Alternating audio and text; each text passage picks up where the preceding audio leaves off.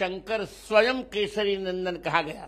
अब आजकल शंकर सुवन कहा जा रहा है। सुवन का अर्थ होता है बेटे। शिव जी के दो ही तो बेटे थे, गणपति और कार्तिकेय।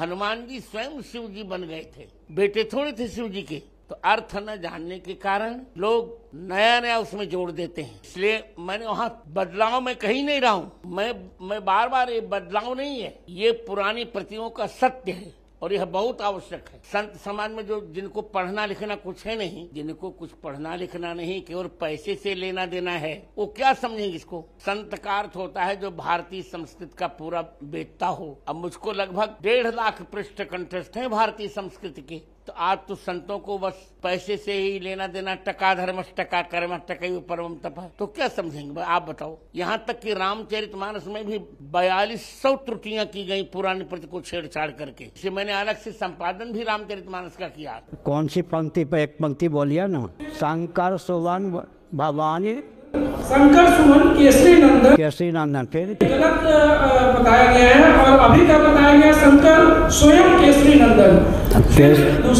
अरे सुनो तो सही, शंकर स्वयं और केसरी नंदन। केसरी नंदन का अर्थ क्या हुआ फिर? केसरी स्वयं भी कहना पड़ेगा फिर। शंकर सुवन का मतलब क्या होता है? शंकर पुत्र। अवतार के 2 भेद होते हैं। कौशिकी ब्राह्मणोपनिषद का अध्ययन कीजिए। पिता ही पुत्र रूप से जन्म लेता है। शंकर भगवान साक्षात अवतीर्ण होते हैं, एक विधायक। शंकर भगवान अपने अंश रूप में उत्पन्न होते हैं। पवन तनय बल पवन समाना भी है। तो शंकर सुवन हो गए। सुवन का मतलब क्या हुआ? शंकर के पुत्र माने अंशावतार। अंशावतार होने पर अंशी से एकीभूत हो ही गए। पाठ बिल्कुल ठीक है। इधर उधर कर। भवानी नंदन है, आगे क्या? केसरी नंदन है। फिर केसरी नंदन को क्या करेंगे? केसरी को भी हटाना पड़ेगा या नहीं? अरे विवाद क्यों चल रहा है? जो मूल पाठ है परंपरा से प्राप्त उसको मानिए। अब विद्या का कोई दुरुपयोग करे तो उसको मत मानिए, कोई भी क्यों ना हो।